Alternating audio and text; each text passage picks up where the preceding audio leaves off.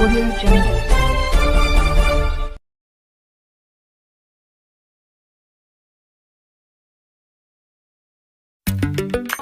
साथियों, आज हम आदर्श क्रेडिट कोऑपरेटिव सोसाइटी के संदर्भ में वह बात आपसे करने जा रहे हैं जो आपको कहीं नहीं सुनने मिलेगी। अक्सर कुछ लोग हमें आदर्श क्रेडिट कोऑपरेटिव सोसाइटी की लिक्विडेटर हेल्पलाइन पर बात की हुई रिकॉर्डिंग को यूट्यूब चैनल पे डालकर हमें पूछते हैं कि सर इस पर आपका क्या कहना है। एक्चुअली कई बार ऐसा हुआ, लेकिन हम ये कहते हैं हम उन बातों का क्या जवाब दे जो निरर्थक है, जिन बातों का कोई सेंस ही नहीं है। अक्सर हमें लोग ये कहते हैं कि सर लिक्विडेटर महोदय जो आदर्श क्रेडिट कोऑपरेटिव सोसाइटी के हैं वो ये कहते हैं कि हमारे पास चाय पीने का पैसा नहीं है, हमारे पास लाइट बिल भरने का पैसा नहीं है। तो आज इस सवाल का जवाब मैं अपने YouTube चैनल के माध्यम से दे रहा हूँ। क्या एक रिटायर्ड आईएएस ऑफिसर बिना किसी सैलरी के लिक्विडेटर जैसे पद पर बैठे हैं? क्या उन्होंने लिक्विडेटर हेल्पलाइन पर जिनको बैठा रखा है या अपने एसोसिएट में काम करने के लिए जिन बंदों को बैठा रखा है, क्या उनको वो कोई सैलरी पे नहीं कर रहे हैं? लिक्विडेटर हेल्पलाइन पर बैठे हुए टेलीकॉलर लोगों को बात कर रहे हैं, क्या वो बिना सैलरी के कर रहे हैं? आप सूचना के अधिकार के अंतर्गत कभी भी लिक्विडेटर से कोई जानकारी नहीं मांग सकते हैं, क्योंकि लिक्विडेटर सूचना के अधिकार प्रावधानों के अंतर्गत नहीं आता है। लेकिन यह जानकारियां आप मांग सकते हैं सीधे ही सेंट्रल रजिस्ट्रार भारत सरकार से। अभी मुझे जिन महाशयों ने या जो मेरे चाहने वाले हैं उन्होंने मुझे कुछ एक वीडियो भेजा और उन्होंने कहा कि सर इस वीडियो पर क्या कहना है। वैसे तो मैं कभी भी किसी के भी वक्तव्य पर अपनी कोई राय प्रकट नहीं करता हूं, लेकिन आज आवश्यक हो गया है कि आज हम अपनी बात आदर्श क्रेडिट कोऑपरेटिव सोसाइटी के उन 21 लाख निवेशकों के लिए उनकी बातों का स्पष्टीकरण रखें और उन बातों को क्लियर करें। अब बात आती है सर्वप्रथम किसी भी कोर्ट के आदेश की, कि किसी कोर्ट ने कोई जजमेंट दिया है, कोई निर्णय दिया है, तो उसकी पालना करना भारत के हर नागरिक के लिए, हर अथॉरिटी के लिए, चाहे वो पब्लिक अथॉरिटी हो चाहे वो प्राइवेट अथॉरिटी हो, उसके लिए कंपलसरी है कि वह न्यायालय की बात सुने। वहां पर कुछ लोग जो कानून की एबीसीडी भी नहीं जानते हैं वह अपना वक्तव्य प्रकट करते हैं, तो उन लोगों की बातों पर अपनी राय को रखना बेईमानी साबित होगा। अब मैं ये कहता हूं कि आप लिक्विडेटर हेल्पलाइन पे बात करते हैं, अगर आपको जवाब लेने हैं तो आप इन चीजों के लीजिए जो सवाल मैं आपको बता रहा हूं। आप लिक्विडेटर हेल्पलाइन पर पूछिए कि आदर्श क्रेडिट कोऑपरेटिव सोसाइटी में कुल नंबर ऑफ मेंबर्स कितने हैं। मेरे सवालों पर गौर कीजिएगा, नंबर ऑफ मेंबर्स कितने हैं और ऐसे कितने मेंबर हैं जिनकी कोई राशि इस सोसाइटी में निवेश नहीं है सिवाय पहला मेंबरशिप अमाउंट के। आज मैं आपको जो सवाल बता रहा हूं उसका जवाब आज की तारीख में आपको नहीं मिल पाएगा। तो पहला सवाल है मेरा कि आदर्श क्रेडिट कोऑपरेटिव सोसाइटी में कुल नंबर ऑफ मेंबर्स कितने हैं और ऐसे मेंबर्स कितने हैं जिनका नॉमिनल मेंबरशिप अमाउंट ही जमा है और उनको कोई राशि लेनी नहीं है। अगली बात यह है कि आदर्श क्रेडिट कोऑपरेटिव सोसाइटी के नंबर ऑफ ऑफिसेस यानी कि कुल कितने कार्यालय संपूर्ण भारत के अंदर है और कितने ऑफिसेस का चार्ज लिक्विडेटर महोदय ले चुके हैं, उनका रिकॉर्ड तलब कर चुके हैं। वहां की चल और अचल संपत्ति के मैटर में वो उस मैटर को डिस्पोज कर चुके हैं।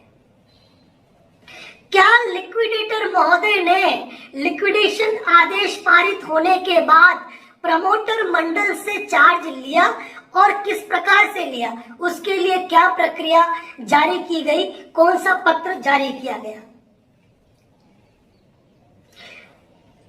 आदर्श क्रेडिट कोऑपरेटिव सोसाइटी के विभिन्न खातों में, ध्यान से सुनिएगा, विभिन्न खातों के अंदर, विभिन्न खातों में क्या कौन कौन से खाते शामिल है यह जानकारी लीजिए, और उनके अंदर कितना फंड ड्यू है, लिक्विडिटी फंड कितना है यह जानकारी लीजिए। लिक्विडेशन प्रोसेस किस डेट से आपने स्टार्ट किया, इस सवाल का जवाब लीजिए।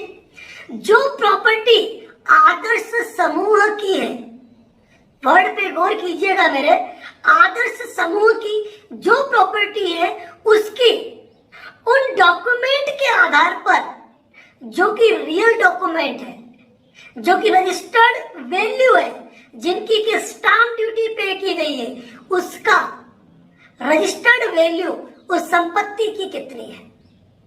जो संपत्तियां मॉर्गेज है, जिन संपत्तियों पर ऋण भार है, उन संपत्तियों की उनके रजिस्टर्ड डॉक्यूमेंट के आधार पर उनकी वैल्यू कितनी है। जब ये कहा जाता है ना कि आदर्श सोसाइटी के पास कुछ भी नहीं है, हम कहते हैं कि आदर्श के पास क्या है।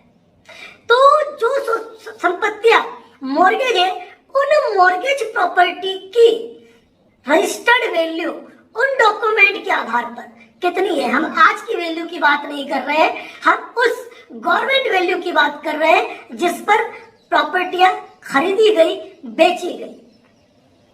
और सबसे बड़ा सवाल तो अब आ रहा है कि आदर्श क्रेडिट कोऑपरेटिव सोसाइटी से जिन जिन व्यक्तियों ने, कंपनियों ने ऋण लिया है, चाहे वह ऋण सिक्योर्ड हो, चाहे वह ऋण अनसिक्योर्ड हो, उनकी ऋण की वसूली के लिए अभी तक लिक्विडेटर महोदय ने, क्योंकि यहाँ पर किसी का फाउंडेशन नहीं है, यहाँ पर आपने उनको ऋण वसूली के लिए क्या कार्रवाई की और अब तक कितने रुपयों की ऋण वसूली की गई, और जो वसूली की गई उस राशि को किस अकाउंट के अंदर सेव्ड किया गया है।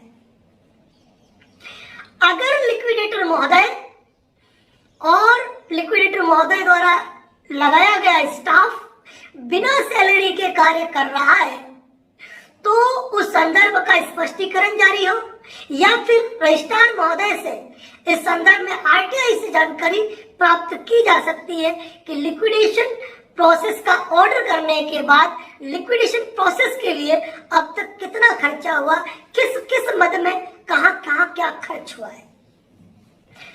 एक सवाल और, 18% लिक्विडिटी फंड का क्या राज है, क्या है 18% लिक्विडिटी फंड। प्रॉपर्टी अटैच और अकाउंट सीज को क्लियर करने के लिए क्या प्रोसेस और क्या तरीका फाइल किया गया है। जिन 300 से अधिक लोगों के पैन कार्ड अटैच है, उनके पैन कार्ड अटैच होने का कारण, क्यों अटैच किए गए, और उस संदर्भ में आगामी क्या कार्रवाई है। उन प्रॉपर्टीज के बारे में लिक्विडेटर महोदय का क्या कहना है कि जिन प्रॉपर्टियों की जानकारी संबंधित विभाग को नहीं थी और जो प्रॉपर्टियां अटैच नहीं की गई है, और लिक्विडेशन ऑर्डर जारी होने के बाद जिन प्रॉपर्टियों की खरीद फरोख्त की संभावना बताई जा रही है, उनके बारे में लिक्विडेटर महोदय का क्या कहना है।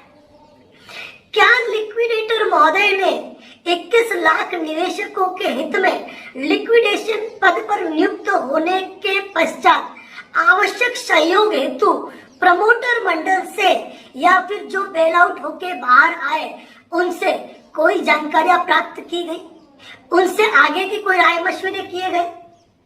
संपूर्ण देश में जहां जहां आदर्श क्रेडिट कोऑपरेटिव सोसाइटी की शाखाएं चल रही थी, जिन भवन मालिकों का किराया बाकी था या जिन कर्मचारियों की सैलरी बाकी थी, क्या उनसे संबंधित अपडेशन लिक्विडेटर महोदय द्वारा लिए गए, और उस संदर्भ में जिन ऑफिसों का किराया आज भी चढ़ रहा है, जहां आदर्श की संपत्तियां मौजूद है, जहां आदर्श के चल अचल संपत्ति के रूप में रिकॉर्ड्स मौजूद है, उनका निस्तारण क्या किया जा रहा है, उन भवन मालिकों को क्या रिलीफ दी जा रही है।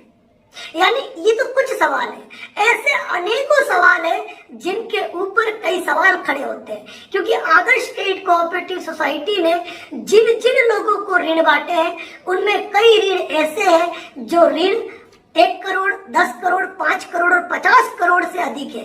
क्या उन ऋण की वसूली के लिए लिक्विडेटर महोदय द्वारा स्टेप लिए गए? क्योंकि लिक्विडेटर हेल्पलाइन पर बैठी हुई टेलीकॉलर महिलाएं जो है आपको वही जानकारी देगी जो उनको रटाया जाता है, जो उनको बताया जाता है, जो उनको क्योंकि उनको पूरी जानकारी है ही नहीं, उनको एबीसीडी मालूम नहीं है, तो वह लिक्विडेटर हेल्पलाइन पर बैठी हुई जो टेलीकॉलर है वह एक आम निवेशक को क्या जानकारी दे पाएगी, वह आदर्श क्रेडिट कोऑपरेटिव सोसाइटी के एडवाइजर्स को क्या जानकारी दे पाएगी। आज की तारीख में कई निवेशक ऐसे हैं जिनके पास उनकी डायरिया नहीं मौजूद है, जिनके पास उनके बॉन्ड मौजूद नहीं है। आज उन लोगों का पूरा अधिकार है कि वो लिक्विडेटर से मिलकर उनके सिस्टम से हमारी क्या राशि जमा है और उस पर क्या बना है उसकी जानकारी ले सके। क्या लिक्विडेटर महोदय ने कोई पब्लिक नोटिस जारी करके अखबार में विज्ञापन प्रकाशित करके आज तारीख तक जो निवेशक है उनकी डिटेल्स मंगवाई गई? बिल्कुल भी नहीं। वही the banning unregulated deposit act के अंदर भी राजस्थान सरकार द्वारा जो पहल की गई, पोर्टल पे शिकायतें दर्ज करवाई गई, क्या उस मैटर में the banning unregulated deposit act के अंतर्गत कोई परिवाद दाखिल किए गए? अगर किए गए तो वो दर्ज हुए, और दर्ज हुए तो क्या उस पर नोटिस जारी हुए? उसका क्या आगे अपडेट है? यानी कि कुल मिलाकर धूल में लट्ठ चल रहे हैं, किसी को कोई जानकारी नहीं है। यानी कि लिक्विडेटर महोदय द्वारा हेल्पलाइन पर बैठी जाने वाली टेलीकॉलर जो ग्रुप है उनके द्वारा केवल और केवल आम निवेशकों को केवल और केवल गुमराह किया जा रहा है, कोई वास्तविक जानकारी नहीं दी जा रही है। जितने भी सवाल मैंने अभी आपको कहे हैं ये तो कुछ एक नॉर्मल सवाल है, ऐसे कई सवाल है जिनकी जानकारी आज की तारीख में लिक्विडेटर हेल्पलाइन पर मौजूद नहीं है। क्योंकि मुद्दे के सवाल किए मैंने जिसमें मेंबर्स नंबर, ऑफिसेस डिटेल के बारे में, प्रॉपर्टीज के बारे में, और सबसे बड़ी बात ऋण की वसूली के बारे में। यदि ऋणों की प्रॉपर तरीके से वसूली भी आज की तारीख में लिक्विडेटर महोदय द्वारा की जाती तो इन 3 साल में वो बहुत कुछ कर चुके होते। लेकिन कार्यवाही के नाम पर सिंगल कार्रवाई नहीं की जा रही है, सिंगल कार्रवाई। अब बात करते हैं कि इन सवालों के जवाब यदि आपको कहीं नहीं मिले तो उसके सवाल हम उन सवालों के जवाब हमारे पास मौजूद है। क्योंकि आदर्श क्रेडिट कोऑपरेटिव सोसाइटी से संबंधित ऐसा कोई भी सवाल नहीं है जिसका जवाब हमारे पास मौजूद नहीं है। लेकिन आज एक आम निवेशक गुमराह हो रहा है। गुमराह क्यों हो रहा है? क्योंकि लिक्विडेटर हेल्पलाइन द्वारा प्रॉपर गाइडेंस नहीं किया जा रहा है।